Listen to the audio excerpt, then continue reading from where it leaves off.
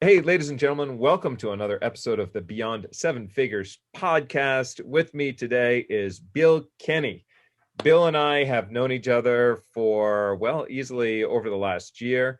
He's one of the founders of one of the world's most distinguished branding agencies, and also the gentleman who helped to create our new brand, which we're going to talk about in a bit. Now, we had Will also on a prior episode, and Will was genius. He's also one of the co-founders over at Focus Lab. We're going to take things a little bit deeper today because brand is becoming more and more critical for companies to compete in today's economic environment. Now, Focus Lab has worked with some of the biggest B2B giants, companies like Marketo and Outreach, Shopify, Braze, Twilio, Adobe, Heap, and so many more. So without further ado, Bill, welcome to the show, my friend. Thank you very much for having me. Is that like what everybody says, right? Thanks for having me. Well, there you go. But I mean it though. Yeah, I guess that is true. That is true.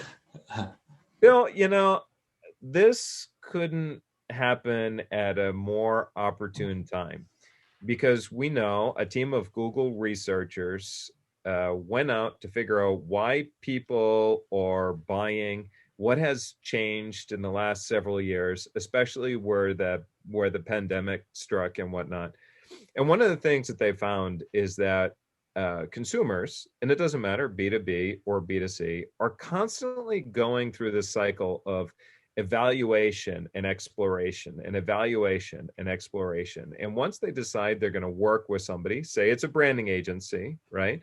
Once they decide to working with somebody, it's now, okay, who's going to be the best? How do I know that I'm making a smart decision? Should I be working with a branding agency and so forth? And so there is that, again, that evaluation and exploration. There are many factors that go into a conversion conversation, but one thing that most commonly is ignored by both 7 and 8 figure businesses are brand. And this is why I want to bring you on the show, because there's nobody better to talk about the influence on brand in a buying decision than you. So what can you tell me about brand and its role in the buying decision? You loaded me up with the big one first. There's no warm up, brother. No warm up. I would argue there are people more intelligent than me to talk about it, but I'm happy to be here talking about it as well. So I guess if we start at one of the root questions, which is why is it overlooked? Why is brand overlooked sometimes or even often? I think the easy answer there is quite simply when you're growing a business, it is easy to overlook.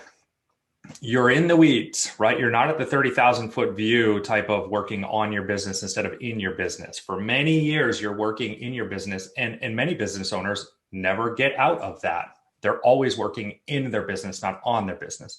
So when you don't have that perspective, it is hard to see brand because brand is a much more overarching system at play, as opposed to what service should we be offering?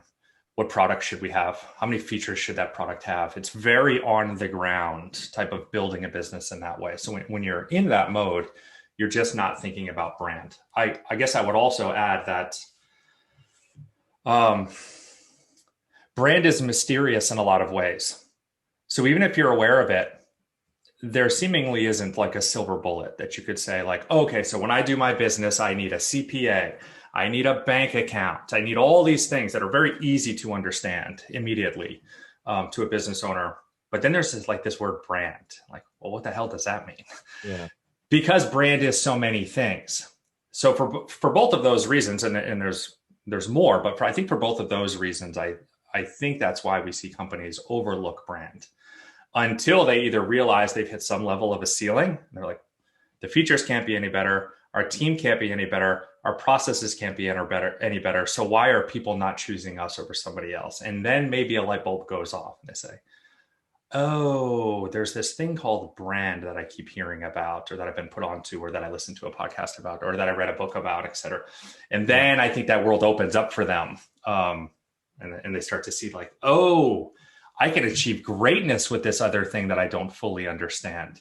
And thankfully, businesses like, well, there's a gajillion of them, but Nike, Tesla, Apple have built businesses on brand as well as great product. Yeah. But there's a duality there. You can't really just have one. You have to have both. When you have both, it's magic. I kind of liken it, metaphorically speaking, to interpersonal relationships. And there are times when you'll walk up to somebody, they hadn't even opened their mouth yet, and right off the bat, you've got an impression of them. You may look at them, look at their shoes, look at their jacket, look at their hairstyle, their teeth, the whole deal, and you'll make a decision, true or false, that's debatable, right? As to how successful this person is. And I look at that the same way as a brand. You can look at a brand and instantly decide whether or not you feel like this brand is a large company or a small company, a trusted source or a not trusted source, seasoned or unseasoned, and so forth. And you can tell that right off the bat within seconds of going to somebody's website. And it's funny because when I started working with your company, I thought my brand was great. And the why I thought my brand was great is I turned around and I pulled up all my competitors. I said, what do I see as a similar color palette with some of my biggest, most successful competitors? And I go, oh, well, they tended to use a lot of blues. So there must have been a reason why they use blues. So our color palette was built around blues. And we went to a popular design website and we put it out on auction and we're like, hey, everybody, build us a logo. And what do we want the logo to look like? Well, this is about growth and predictability. So let's make the arrow go up. And, that sounds great, because that would be wonderful. And, the logo was different from the competitors, but many of the competitors also had these logos that went up. So we had a similar palette. We had a similar logo. And then the fonts, we just used sort of like those standard Helvetica type fonts that, again, also were very similar to that of the competitors. And then Will originally came on. We had more of a client type of relationship, as you know, and Will was never intending on selling me. I'm helping him out. And just to get a sense of like sort of that sales conversation and the sales pitch, I said to Will, I'm like, hey, so do me a favor, sell me on brand. And he goes, well, can I be open and honest with you without offending you? And I'm like, yeah, no problem. Here I am thinking, he can't really. How bad could it be? My brand is awesome, right? Yeah. And then he's like, well, let me just start with this. And he went on to talk about how my words, my testimonials, my social proof are doing all the heavy lifting because my brand isn't enough to distinguish me from the competitors. And as soon as he said that, I'm like, holy cow, you know what? You're right. And that's when the coach became the student and we created this mutually beneficial relationship where, we both ended up working with one another because it was so, I don't know how I missed that all these years. And so, Will, I know you and I are on video right now, and this is going to be shared on YouTube and through the different social channels, but a number of people are listening to us on in their car, on their iPhones and whatnot. So over my shoulder is an example of our brand and what you've done for my company, which has done extraordinary things from a positioning standpoint. Its conversions have gone up. Quality leads have gone up. I mean, we're really attracting the right person right now because of this brand. Talk to me about this brand. What makes this so special? Okay, so I will do that. I want to say a couple things leading into this. You kind of hit on something when I was talking about working in the business instead of on the business. And then there's also this third aspect, if I'm going to add one more, is that like you just don't know what you don't know.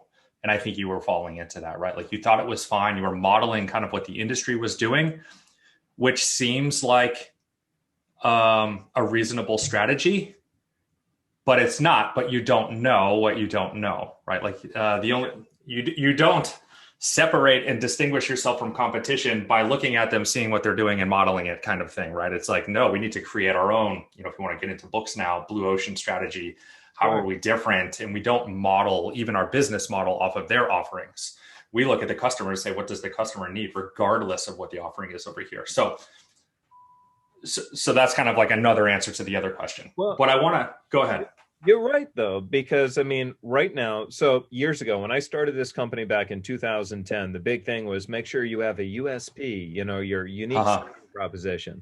Yeah. But now, there's so much competition. Everybody and their mothers have, businesses right now. And the result of that is there's so much commoditization right now. It's being absolutely harder and harder to distinguish yourself. Right. And so, we want to, our success today is going to be a culmination of all the advantages that we put together. Brand is one of those advantages. That's right. And if you literally, there is not one piece of my brand now, my visual presence, that you haven't dissected and analyzed. And I actually want to go one step further in that. So contextually, for our listeners here, you didn't come up with my palette and my fonts and everything else because you thought they were creative. Correct. And I see correct.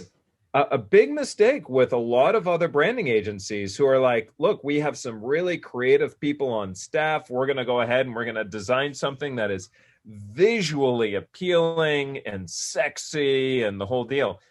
You took a totally different approach that I hadn't heard of before. And you spent, I think it was about 2 weeks, maybe more, maybe it was a month or so, on deep competitive research and analysis, both understanding my consumer and understanding what the competitive landscape was. Because one of the objectives that you wanted to go for is we have to let this company needs to stand on its own. We have to create an entirely new brand that's unlike anything else. So instantly people look at this and says, this is different. Right. Yeah, absolutely. You've touched on so much. It's almost hard for me to not take notes to say, I want to speak to this. I want to speak to that. Because there's so many things. Work for your company at this point.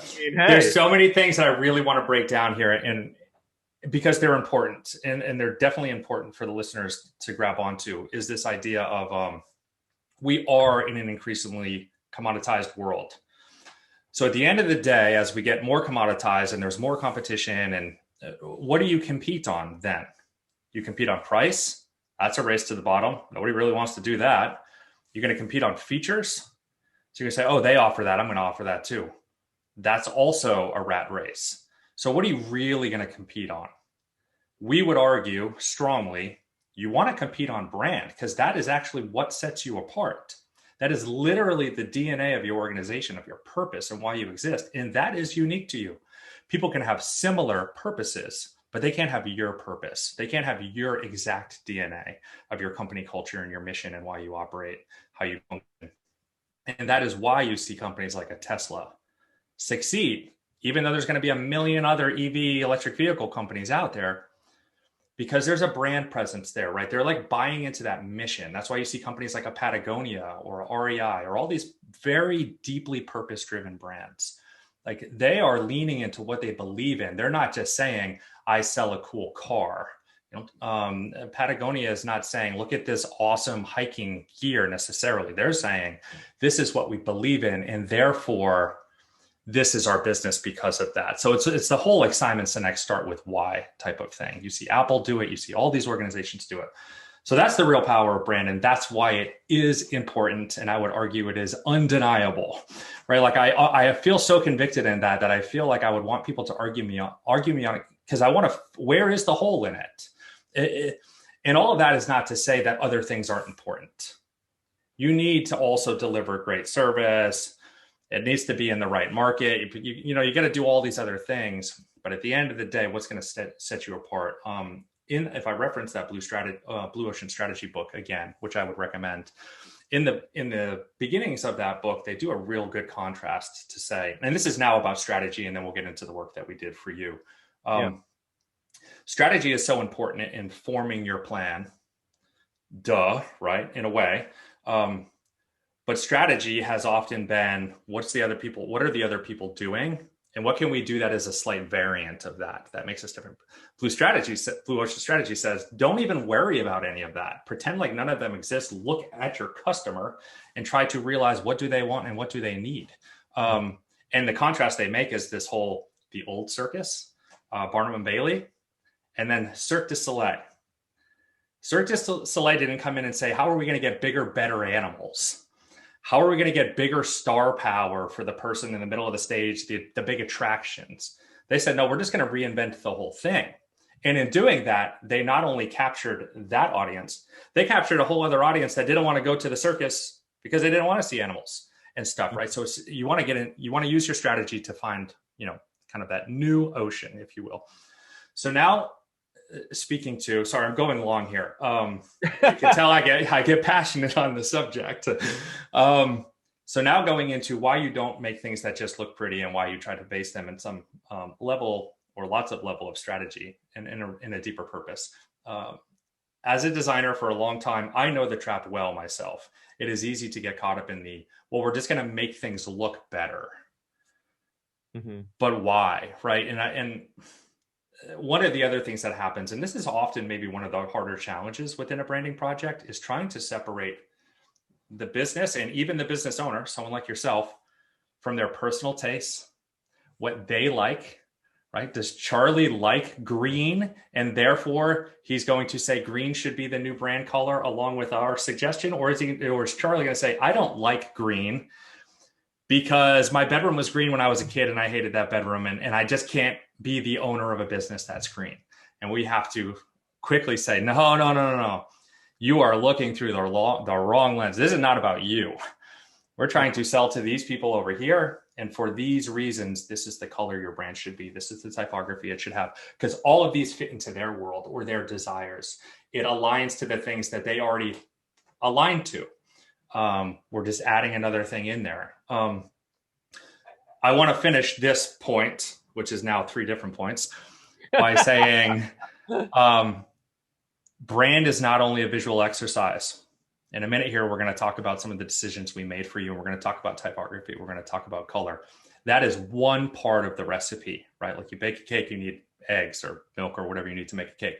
But that is not the cake, right? So if we talk about visual identity specifically, and we use the word brand, that is one piece of it. Brand is also, like you said, when you're looking at a person, how they dress, how they act, their morals, how they treat other people, like all these types of things. And that happens within the business as well. So what Predictable Profits looks like, what it actually sounds like, how it writes in other mediums, social media, how it interacts with its customers, all those things represent the brand. And we worked with you on some of those elements. And then we hand it to you and we say, this is your brand, you own it. And you ultimately affect its success long-term because of all those other moving parts. So just to clarify what brand means to us. Yeah, no, I think that's awesome. So let's talk about this for a little bit. Okay. And why don't we start at sort of at the big picture, right? So my color palette, let's start with the color palette, right? So it was originally much like that of my competition. We did blues and whatnot. Yep. And then why did we change the color palette? I mean, we did everything. There is nothing in my brand today that correct is like my brand of yesteryear, right? It's overhauled completely. So why did you change the palette, and how come we went with the greens? And I guess for context, right? So we will have a number of our competitors that are going to be listening to everything that we're sharing right now. We should also address the dangers of why we don't want to just copy competitors, and why we're talking about why we chose this color, but it's not the only color to succeed. So absolutely right. Yeah, when you're building out a brand, there's multiple paths to success, and the realization of those successes are not immediate, right? Like you don't know already. Yeah, you're seeing an uptick and the brand is working, but long term is the real like compounding effect to see how well that decision making is. I would say, I just also want to preface, I was not the strategist on this project. I am not That a sounds brand. more like a disclaimer. It is. It's a little bit of a disclaimer, and also kind of an early credit nod to the people that worked on this, that I might butcher some of the decision making thinking as I try to explain it now. So let's talk about color palette specifically. For us now, a brand agency 10 years in, if we see an organization like yourself fall into a traditional blue bucket, it is the obvious, well, we know we're changing that, right? Even if only purely from recognition, distinction, right? You would want to have some type of color that is ownable. Therefore, when you're marketing and speaking about yourself and people are trying to find your podcast, you're not a blue podcast thumbnail amongst 4,000 other blue podcast thumbnails. There's like very obvious surface level that don't require 3 weeks of strategy and thinking. On top of that, I was actually shocked that green was even a unique color in the landscape of the competition. It just seemed like, okay, we're talking about growth. You're talking about building people up. You're talking about money, positive energy, like all these things that you can kind of absorb from a green color palette. And you're like, wow, everybody's blues, blacks, which we intentionally stayed away from. Black very quickly gets very serious, gets very masculine. We didn't want that type of feel. It can be very professional, but that I think is also a trap. We live in a world now where professional can be pretty bold colors. Pastels even, right? Depending on how you balance it out with how you talk and how you act. The color palette doesn't carry every attribute. So green really was kind of like a softball for us, quite honestly. There was strategy, of course, there, but it ticked like the first 3 boxes. And we're like, green is fantastic for all the right reasons. We don't have to have this breakthrough moment that we say, this is why we picked it. This will work. So what we did, instead of, again, leaning into the idea of how can you be different, how can you be leaning into the future vision of predictable profits, we didn't then just pick like a Kelly green, or maybe what some would consider like a boring green. We went with this more kind of vibrant, this lime green. It's about bringing about the energy that you inject into your customers, the energy that they receive as they're growing their businesses. So that is meant to kind of like draw that out, that color palette. I was so happy. When you're working through these processes and you're going through the strategy, and then you start to kind of like put that on paper and actually start to design some of it out, you land on these ideas before you go out and search if it's been done before. Because it's kind of like the chicken and the egg. You can't just go out searching and look for what one hole exists and just fill that hole. You kind of like, you want to manifest the idea, and then you go out there to see, well, let's go see, and maybe there is a 5th or 6th or 10th competitor that is green, and we'll have to kind of like rethink. And nobody was out there. And I was like, hallelujah, here we are. Go ahead. Add though as well, one of the things that my team and I decided on when we chose to work with you, and this is really important when somebody chooses to work with a vendor.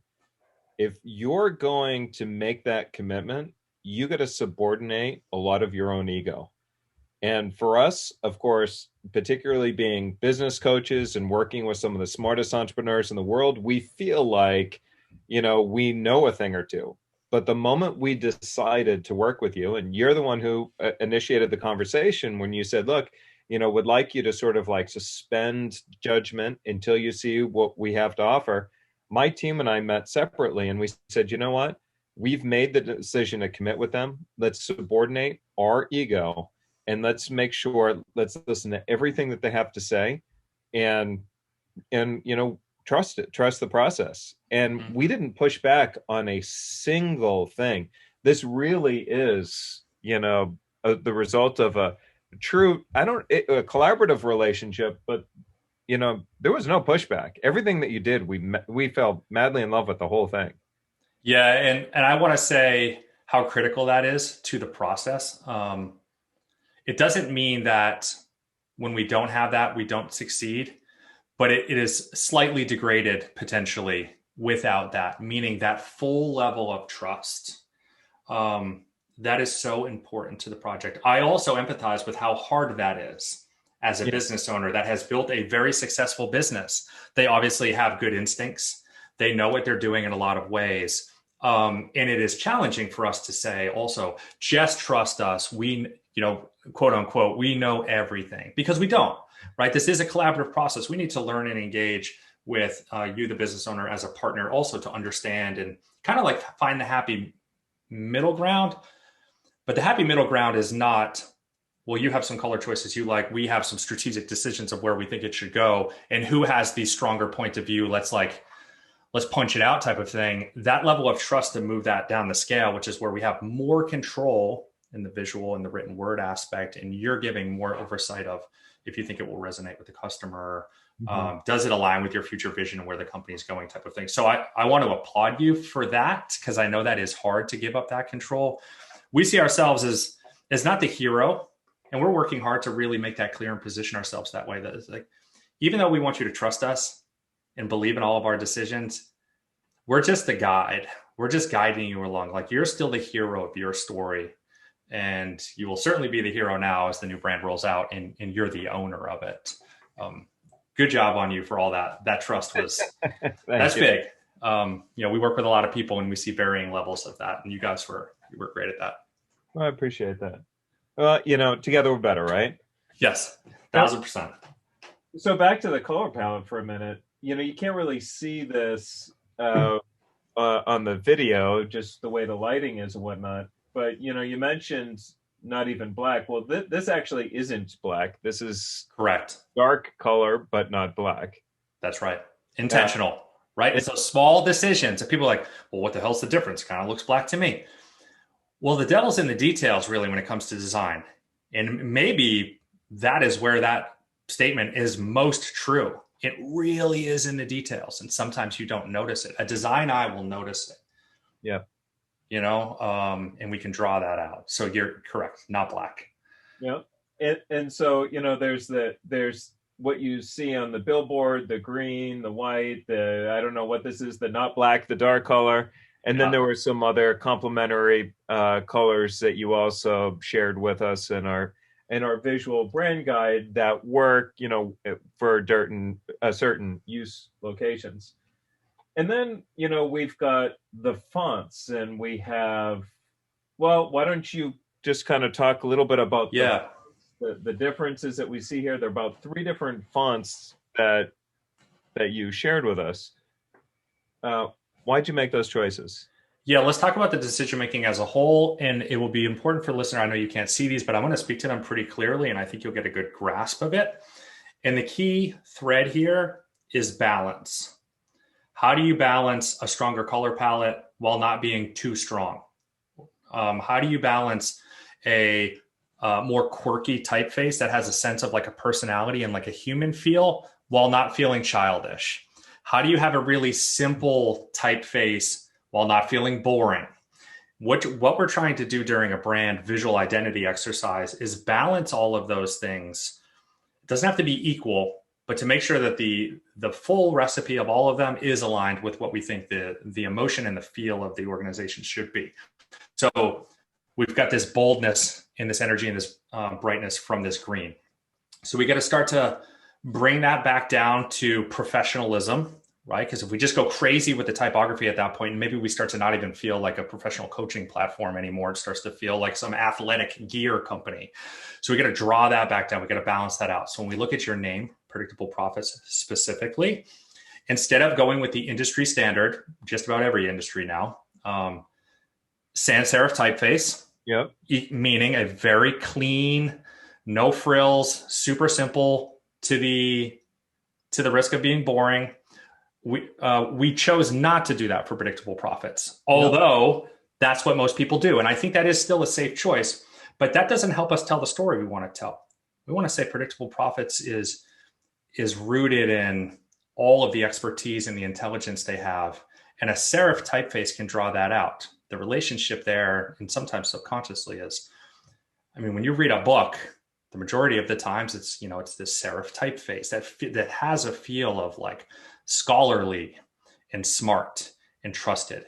So we choose it for those reasons, because we don't need to present you as a high-flying tech company that needs this extra clean typeface in their actual logo type. So that's why we chose that for the actual logo itself. Then we have the typography that makes its way into like your big header statements on your website.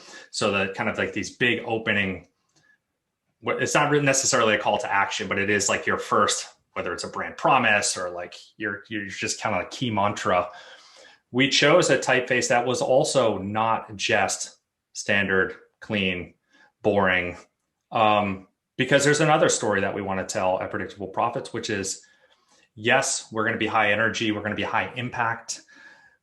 We are intelligent and scholarly, but we're also very human.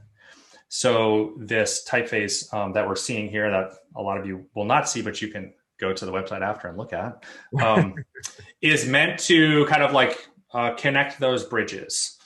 So that's not everybody will see it, but if you look at it closely, you'll see that there are some funky nuances in the letter forms that start to make it feel more imperfect on purpose.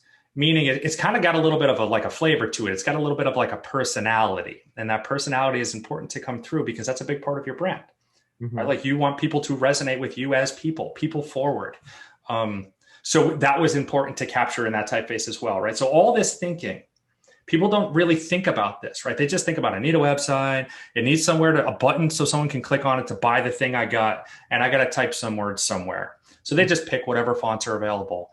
And that's not to say that they're bad for making that decision, but it's another example if they just don't know what they don't know. There's all these visual cues that tell a story, and it's our job as the brand agency to start to pull those out. There's another element on that board that we're looking at, which I'll explain, is this kind of handwritten arrow. So it's funny, right? You have this like, should we do arrows? The old logo was an arrow, and arrows can become very cliche. And that was I don't know if maybe we do this thing, but it was right. So you make the decisions that are right. And the way that we implemented it was this, it was a hand-drawn effect. Yeah. Again, to amplify the human factor, to amplify. So in this board, we've scratched out the word better and replaced it with best in class. And we've used that hand-drawn kind of element to do that. Building a business is messy. Building a business is imperfect. People are imperfect, and we're all human. And that's one more element to kind of satisfy that part of the story, to say, here we are all these things all baked into one. We are Predictable Profits, and we're intentional. We're beautifully thought out. We look good. You can trust us, hire us, right? That's the full effect that you're going for. And now what about the logo, right? So the logo looks almost like a staircase. Right? So again, it's we're not using the arrow or traditional, what you would expect. This is something completely different, unique. So walk me through the logo, otherwise known as the flight. That's right, as in a flight of stairs. So logos are such a challenging, fun, strenuous, all the words exercise. And before I get to yours, I want to explain a little bit why that is and how it's important to maybe offset that thinking, which is people often think, and we did for a while as a young agency, that brands were logos. Like, what do? We make logos. What is a logo? A logo is a brand. So the result of that thinking is we need to tell all the stories I just told. Scholarly, intellectual, trusted, but human, imperfect, bold, energy. We need to tell that all in the logo. That's the trap. That is always the trap. We need to get all of that emotion and expression into the logo. And if we can't, we better keep making some more logos because we haven't found the right logo yet. So our job as an agency and as thought leaders and educators, collaborators during the project is to basically save our partners from that and say, no, that's a trap. We don't need to do that. Apple doesn't say what Apple is through their logo. It says none of that, right? If we didn't know Apple, we could think it was a orchid farm or whatever, Tesla with the T. Like, we don't know that that is, well, now the most valuable car company, electric company in the world type of thing. So we need to remove ourselves from that trap. So now when we look at the predictable profits logo for you, we stayed away from that so far as to say, like, many people might look at that and just be like, yeah, it's like words and some blocking. That's actually okay. There's nothing wrong with that. Because again, it's like one part of the recipe. It doesn't need to be this like, oh, FedEx logo, there's like a hidden arrow in it and they deliver stuff and arrows mean going directional. Like, sometimes you get that, sometimes you don't, but like, you can't hinge your business and your brand on trying to find that thing.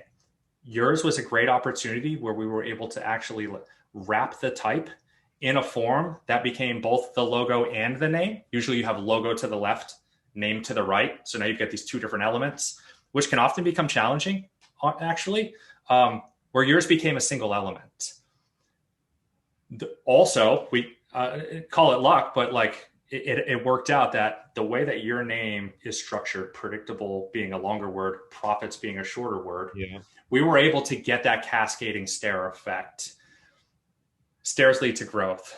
Stairs lead to, I need to walk up this thing. I need to climb a mountain. I need to build a business. It's challenging, but I got to keep going forward. It tells all of those stories. Does every new partner, new customer of yours need to know that story when they land on your website? No.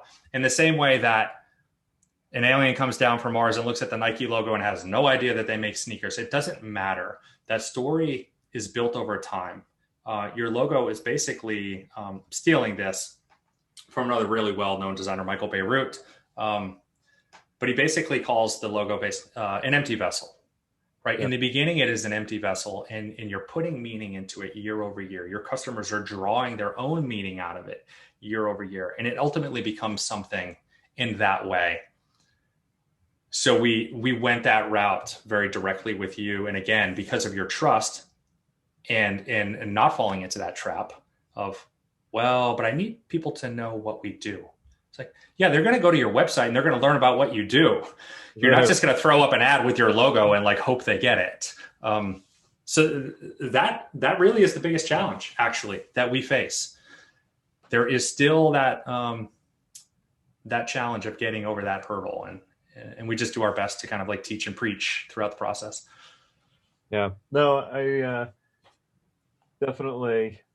The whole thing, big fan. It's one thing for me to again say that I love our brand, which I do, but we are also a fan of there are reasons and results, and the only thing that matters is the results. That's right. It's got to be one of those times every time you launch a brand, I'm sure you're kind of holding your breath a little bit to wait what is the feedback once we launch it into the great marketplace. And I could tell you, the moment we launched it, we could see the difference in the quality of our leads, the conversion from our leads to sales. We are seldom compared to other business coaches. It's quick when you come to our website that we're different than everybody else. So there's a lot of things that have played well. This has been a tremendous experience. Wonderful decision, and working with you guys has been, in terms of one of, if not the best decision that we made back in 2020. So yeah, I appreciate that.